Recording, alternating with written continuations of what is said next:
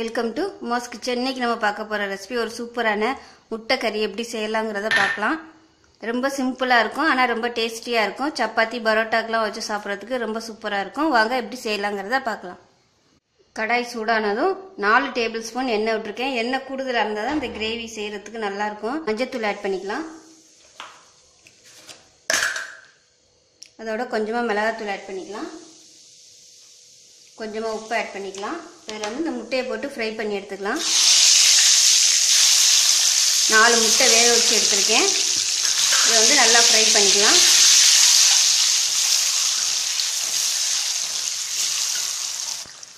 முட்டை நல்லா ஃப்ரை ஆயிடுச்சு. இப்போ இந்த முட்டையை வந்து வேறு பவுலுக்கு மாற்றிடலாம். இப்போ அதே கடாயில் அதே எண்ணெயில் கொஞ்சமாக ஜீரகம் ஆட் பண்ணிக்கலாம், நல்லா வாசனைக்காக. ஜீரகம் நல்லா பொரியவும் மீடியம் சைஸாக ஒரு பெரிய வெங்காயம் பொடியாக நறுக்கினதை ஆட் பண்ணி நல்லா வதக்கிக்கலாம். நான்ஸ்டிக் கடாய் யூஸ் பண்ணிங்கன்னா எண்ணெய் வந்து கம்மியாகவே யூஸ் பண்ணிக்கலாம். இது வந்து இந்த கடாய்ங்கிறதுனால எண்ணெய் கொஞ்சம் கூடுதலாக ஊற்றிருக்கேன். நீங்கள் நான்ஸ்டிக் யூஸ் பண்ணுறதா இருந்தால் இதோட கம்மியாகவே நீங்கள் எண்ணெய் யூஸ் பண்ணிக்கலாம். வந்து வெங்காயம் நல்லா வதங்கட்டும். வெங்காயம் நல்லா வதங்கிருச்சு. இதோட பச்சை மிளகாய் ஆட் பண்ணிக்கலாம். ஒரு பச்சை மிளகாய் வந்து பொடியாக நறுக்கி வச்சுருக்கேன். இதையும் நல்லா இந்த எண்ணெயில் நல்லா வதக்கிக்கலாம்.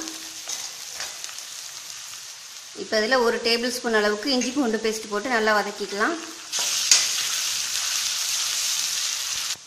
வெங்காயம் இஞ்சி பூண்டு பேஸ்ட்டு எல்லாமே நல்லா வதங்கிருச்சு. இதில் 3 மீடியம் சைஸ் தக்காளி வந்து மிக்சியில் அடித்து வச்சதை ஆட் பண்ணி நல்லா வதக்கிக்கலாம். தக்காளி வந்து நல்லா வெந்து எண்ணெய் தெளிஞ்சு வரணும், அந்த அளவுக்கு நல்லா வதக்கணும். இது வந்து மூடி வச்சிடலாம். எப்படி இருக்குன்னு பார்க்கலாம். தக்காளி வந்து நல்லா வெந்துருச்சு. வெந்து நல்லா பச்சை வாசனையெல்லாம் போய் நல்லா எண்ணெய் தெளிஞ்சு வந்துருச்சு. இந்த ஸ்டேஜில் வந்து 1 டேபிள் ஸ்பூன் தனியாத்தூள், 1.25 டேபிள் ஸ்பூன் மிளகாய்த்தூள், காரத்துக்கு ஏற்ற மாதிரி யூஸ் பண்ணிக்கலாம். 1 டீஸ்பூன் ஜீரகத்தூள், இதை போட்டு நல்லா வதக்கிக்கலாம். மசாலா போட்டதும் நல்லா சுருண்டு வரும். ஒரு 2 நிமிஷம் இதிலே நல்லா வதக்கி விட்டுக்கலாம். வதக்கி விட்டுட்டு 1 டேபிள் ஸ்பூன் அளவுக்கு கடலை மாவு வந்து தண்ணியில் கரைச்சி வச்சுருக்கேன். இது வந்து இதில் போட்டு நல்லா வதக்கிக்கலாம்.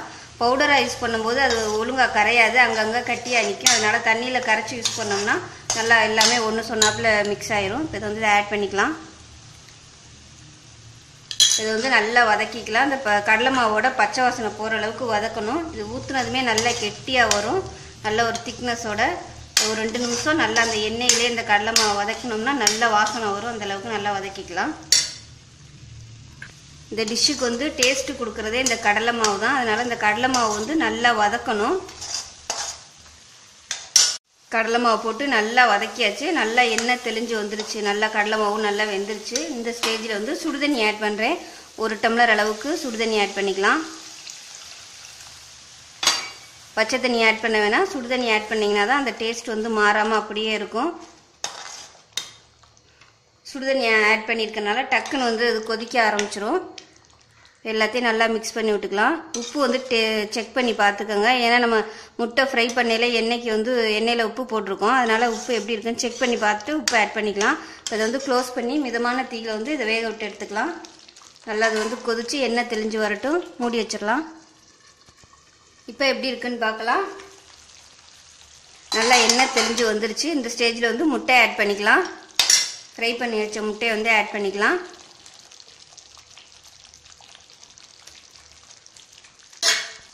இது கூடவே கொஞ்சமாக கஸ்தூரி மேத்தி ஆட் பண்ணிக்கலாம். இது நல்லா வாசனையாக இருக்கும்.